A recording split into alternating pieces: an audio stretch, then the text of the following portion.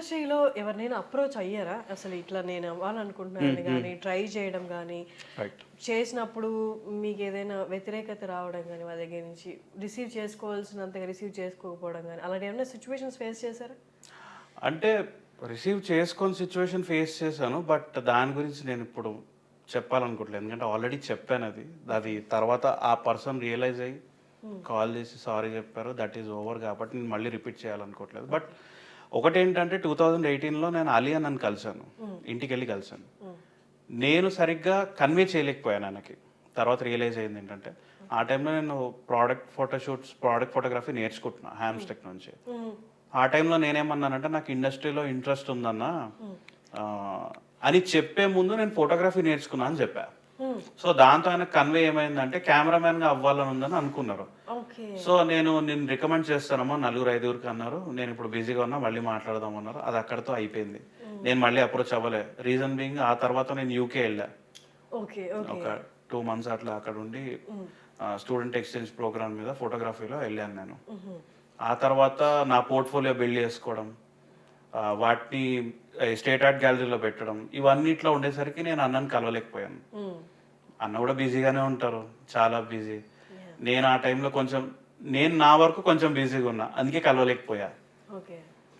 ఇండస్ట్రీలో ఆయన మాట ఇచ్చారు చేస్తా అని, మళ్ళీ అప్రోచ్ అయితే చేస్తారేమో మరి తెలీదు. నాన్నగారు క్లోజ్ ఫ్రెండ్గా అనుకున్నది, లేకపోతే ఇంటికి వచ్చినప్పుడు కూడా వాళ్ళ గురించి షేర్ చేసుకున్న వాళ్ళు ఎవరైనా ఉన్నారా ఇండస్ట్రీ నుండి? ఎవరు రెగ్యులర్గా షేర్ చేసుకునేది? బ్రహ్మానందం గారు, వేణుమాధవ్ అన్న, వీళ్ళిద్దరితో ఎక్కువ మాట్లాడుతుంటారు. ఇంట్లో ఉన్నప్పుడు మార్నింగ్ లేచినప్పుడు ఫోన్ చేసుకుంటూ ఉంటారు. బ్రహ్మానందం గారిని ఏమని పిలిచారు? బ్రహ్మన్న అంటారు. బ్రహ్మానందం గారు ధర్మన్న లేదా సుబ్బన్న, ఓకే, ఇద్దరు అట్లా పిలుచుకుంటారు. జంధ్యాల గారి గురించి, నాన్నగారు జంధ్యాల గారి సినిమాలతోనే ఇండస్ట్రీకి వచ్చారు. వాళ్ళ బాండింగ్ ఎలా ఉండేది? ఇంట్లో చెప్పేవాళ్ళ? ఆయన ఇంటికి కూడా వచ్చాడు. నేను చిన్న ఉన్నప్పుడు ఇంటికి వచ్చేవాళ్ళంట. మా మదర్ చెప్తూ ఉంటారు నాతో. నన్ను ఎత్తుకోవడము, నాతోటి చిలక అని పలికించడం, నేను చిక్కలా అనేవాడిని, పలక అనమాట పక్కలా అనేవాడిని. ఇట్లుండేదంట. ఆయన నన్ను డింగు టక్క అని పిలిచేవాడు. అంటే రివర్స్ లో మాట్లాడతా అని చెప్పి డింగు టక్క అని పిలిచేవాడు. ఆ మూమెంట్స్ ఉన్నాయి. ఎక్కువ ఇంటికి వచ్చేవాళ్ళంట. ఓకే. ఆ ఇంట్లో పాత ఇంట్లో ఉన్నప్పుడు వచ్చేవాళ్ళంట. చాలా మంది యాక్టర్స్ చాలా వరకు చూస్తే ఒక 70% అని చెప్పచ్చు, బాగా హైప్లోకి వెళ్తారు, కెరియర్లో పీక్స్ చూస్తారు. కానీ all of A sudden health పాడు చేసుకోవడం, లేకపోతే సంపాదించిందంట వేస్ట్ చేయడం. కానీ ధర్మవరపు సుబ్రహ్మణ్యం గారి విషయంలో అలాంటిది ఏం బయటికి రాలేదు. ఆయన చనిపోయినప్పుడు కూడా ఆరోగ్యం బాగాలేక చనిపోయారనే వచ్చింది, కానీ ఆయన ఫ్యామిలీని సరిగ్గా చూసుకోలేదు అన్న మాట రాలేదు. చెడు వ్యసనాల వల్లే ఆయన హెల్త్ పాడైంది అన్న చెడు పేరు రాలేదు ఆయనకి. ఒకసారి దాని గురించి నాన్నగారు ఎప్పుడు అలాంటి వైపు వెళ్ళలేదు అండ్ జాగ్రత్త పడ్డారు కూడా. కాకపోతే ఆయనకి వచ్చింది liver cancer due to life style busy schedule. దానికి పర్టికులర్ రీజన్ అంటూ లేదండి. అందుకనే ఆయన ఎక్కువగా ఏది ఉండేది కాదు, అన్ని లిమిట్లోనే ఉంటారు ఆయన.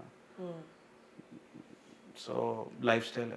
నాన్నగారు ఏమైనా అంటే ఇండస్ట్రీలో ఇలాంటి ప్రిటీ కామన్, నాన్నగారు కూడా అలాంటి ఏమైనా ఫేస్ చేశారా? లైక్ ఎవరైనా ఫినాన్షియల్గా దెబ్బతీయడం కానీ, తీసుకొని ఇవ్వకపోవడం కానీ, లేకపోతే ఇవ్వాల్సిన మనీ ఇవ్వకపోవడం కానీ ఇండస్ట్రీలో ఎక్కువ చూస్తుంటాం అలాంటివి. ఇండస్ట్రీలో అంటే ఫైనాన్షియల్గా ఫాదర్ని దెబ్బతీసింది అంటూ నేను చెప్పలేను. కానీ ఏంటంటే ఇప్పుడు ఎవరైనా ప్రొడ్యూసర్ అండి ఇంత పే చేయగలుగుతాం సార్, ఇంత ఇవ్వలేమన్నారంటే ఓకే, మీ ఫైనాన్షియల్ కండిషన్ మీరు ఓపెన్గా చెప్పారు నాతో, నేను మిమ్మల్ని ఇబ్బంది పెట్టాలనుకోను అని చెప్పాను. ఆయన స్టార్డమ్ని కూడా పక్కన పెట్టి ప్రొడ్యూసర్ కోసం ఓకే అంటారు. ఇంకా ట్రబుల్ ఇవ్వరు. షూటింగ్కి వెళ్తే క్యారవాన్స్ ఉండవు ఫాదర్కి. ఒక చెట్టు కింద పెద్ద గొడుగు వేసుకొని దాని కింద కూర్చుంటారు. అక్కడే లంచ్, అక్కడే నార్మల్గా చెట్టు వెనకలే కాస్ట్యూమ్స్ చేంజ్ చేసుకోవడం. ఎవరైనా ఆర్టిస్ట్ ఫోర్స్ చేసి రండన్న బయట ఏం కూర్చుంటారంటే అప్పుడు లోపలికి వెళ్ళి క్యారవాన్లో కూర్చొని కొద్దిసేపు స్పెండ్ చేసి బయటకు వస్తారు. ఎక్కువ బుక్స్ చదువుతారు ఫాదర్. చెట్లు అంటే బాగా ఇష్టం. బాగా ఎక్కడైనా షూటింగ్ లొకేషన్లో కూడా చెట్లు ఎక్కడ ఉన్నాయో అక్కడే ఉంటారు. అక్కడే స్పెండ్ చేస్తారు టైం అంతా, అక్కడే రిలాక్స్ అవుతుంటారు. ఇబ్బంది పెట్టడం అంటే ఎవరి దగ్గర లేదు. And I can proudly say మా father is the only person అని అనుకుంటా, రూమర్స్ లేకుండా ఇండస్ట్రీలో ఉన్న person. Maybe one of the persons. Family financially ఫ్యామిలీని కూడా ఆయన వెళ్ళిపోయాక కూడా మీరు ఇబ్బందులు ఏమైనా ఫేస్ చేశారా? లేదండి, ఏం లేదు. We are happy. ఇప్పుడు ఉన్నదంతా వీఆర్ హ్యాపీ. ఓకే. ఆయన ఫ్యూచర్ థాట్ ఉంది కాబట్టి వీఆర్ హ్యాపీ. నాన్నగారికి బాగా ఇష్టమైంది ఏంటి? ఆయన షూట్ గ్యాప్ దొరికితే ఏం చేయాలని ఎక్కువ అనుకునేవాళ్ళు? Interesting question. అంటే ఇంట్లో ఇంకా మనకు ఓన్లీ 2-3 days గ్యాప్ ఉంది అనుకుంటే, ఇంట్లో మా అక్క వాళ్ళ పిల్లలతో ఎక్కువ టైం స్పెండ్ చేస్తారు. అక్క అంటే మన ఫాదర్కి అన్నయ్య ఉన్నారు. ఓకే. ఆయనకి 3 పిల్లలు, 2 ఆడపిల్లలు, 1 కొడుకు. అందులో రెండో కూతురు అప్పుడు మా ఇంటి పైన ఉండేవాళ్ళు. ఆమెకి 2 మళ్ళీ ఆడపిల్లలు. వాళ్ళిద్దరికి ఫాదరే దగ్గరుండే సంగీతం నేర్పించడం. మా బావకు చెప్పేవాడు, సురేంద్ర అమ్మాయిలకి ఏది వచ్చినా రాకపోయినా పాటలు సంగీతం రావాలయ్యా అని చెప్పేవాళ్ళు ఫాదర్.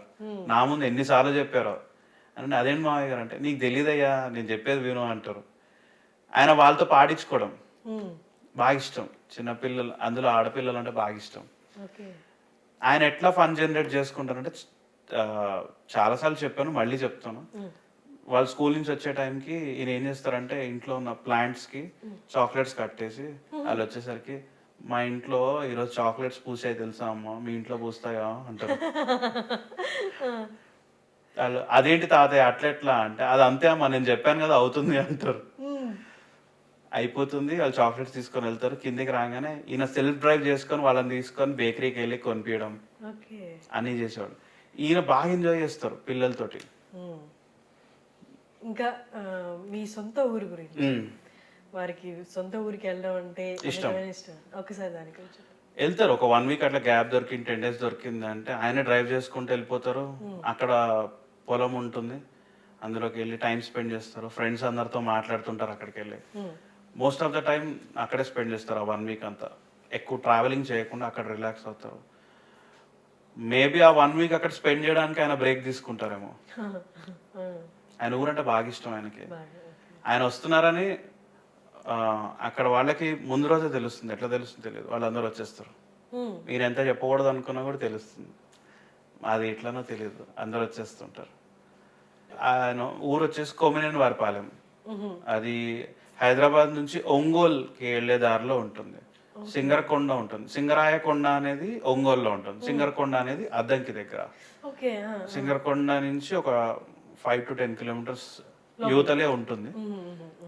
అక్కడ ఉంటుంది. ఇప్పుడు అంటే తక్కువ. అంటే ఇంకా ఆయన ఉన్నప్పుడు ఇచ్చిన వాల్యూ ఇప్పుడు లేదు అక్కడ. మా మనిషి లేరు కాబట్టి ఆటోమేటిక్గా వాల్యూ లేదు. వాళ్ళందరూ ఏంటంటే లీనియన్స్ తీసుకోవడం ఎక్కువైపోయింది.